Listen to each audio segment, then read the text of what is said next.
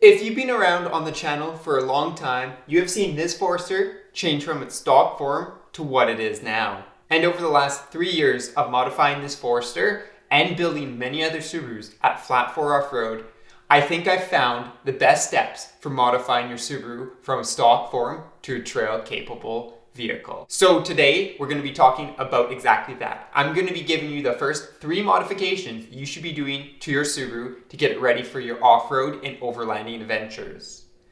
One thing to mention before we go ahead and jump into these 3 modifications, one thing I recommend, and I recommend to all our customers at Flat 4 Off-Road, is go ahead and take your vehicle out when it's stock. By taking your Subaru out on an adventure before modifying it, you can make sure that you're making purposeful modifications that actually help your vehicle in the long run.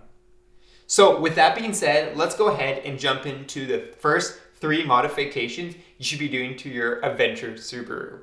And well, first things first is going to be some sort of tires. We all know that the stock tires on most vehicles aren't the most trail capable tires. A lot of times, even on stuff like the wilderness, they're more situated for highway driving and fuel economy rather than getting unstuck in the mud and snow.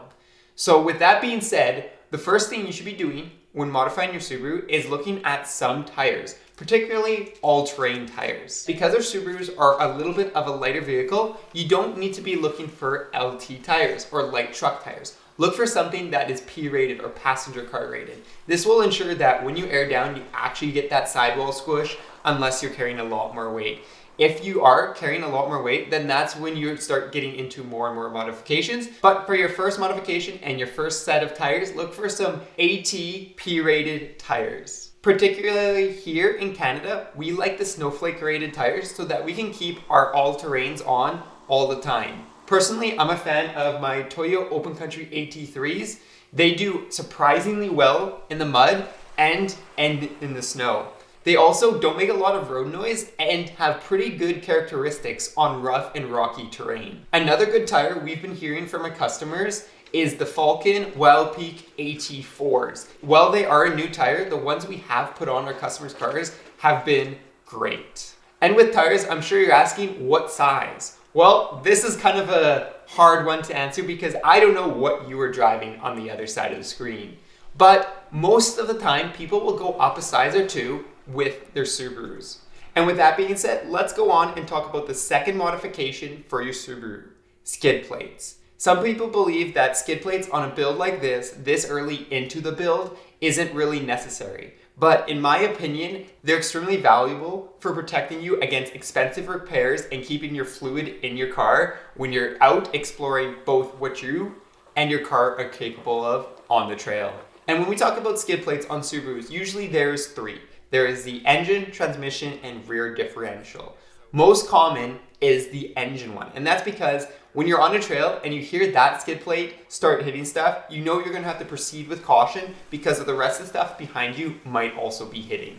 And with that being said, people most often start with an engine skid plate and will work their way back as they try harder and harder trails. If you're putting on a skid plate to add protection and not use it all the time like I do, 1/8 aluminum is usually the best choice as it keeps your weight down if you're daily driving. But if you're looking to push your car a little bit harder, 3/16 or 1/4 aluminum is the way to go as it won't bend when you hit something a little bit harder.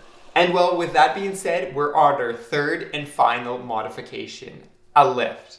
Some of you might have been wondering where you're going to see this in this video, and I think this can be interchanged back and forth depending on what you're doing with the tires. Some tire modifications, if you're going with a bigger tire, might require you to lift the car at the same time. The reason I put this at the back is a lot of times people don't want to push their tire size to the max, so they might be running a tire that's a little bit bigger than stock, but will still clear the stock height. Now with the lift kit, there's a couple different ways you can go about this. If you're looking to retain the ride and the characteristics of your vehicle from stock, well then the best option is probably a spacer lift as it keeps your stock struts. But maybe those struts are leaking or you're just looking to get rid of those stock struts and improve the ride both on-road and off-road. Then you're looking at a couple other options. You're looking at a full suspension kit. And there's a couple different options. One of the options is, well, the Ironman ATS kit, as well as the Bilstein B6s, and our favorite, the B8s. as well as custom coilovers from a couple different companies. And with these options, there's a lot more customizability. You can go ahead and select your spring rate as well as select your ride, and if you have custom coilovers, even adjust your height on the fly. Now you may be wondering, and even trying to type it down below, how high should I be lifting my vehicle? And well, the option varies on, well, your budget and what you're looking at doing. So with these kind of lift kits, you're going to be looking at 1 to 2 inches. Anything over 2 inches is going to be causing too much stress on other components and ultimately make your modifications a lot more expensive as you destroy CVs and a multitude of other things. So your lift kit is going to be around 1 to 2 inches. The 1-inch lifts are going to be more affordable as they're usually just spacer blocks, but the 2-inch lift is really going to be that sweet spot of getting the most lift while not stressing out your components. And there you go. You have the first 3 modifications you should be doing to any adventure Subaru, starting with tires, skid plates, and a lift kit. So let me know down below if this is the process you're going to be following when you modify your Subaru, or maybe this is the process you have already followed when you've modified yours. Also let me know down below if there's anything you would change in these first 3 modifications, or if you have any recommendations or questions. And while you're down there, don't forget to go ahead and check out the channel memberships for some exclusive perks, as well as my 5-part series on my latest adventure to Japan and some of the vehicles I saw.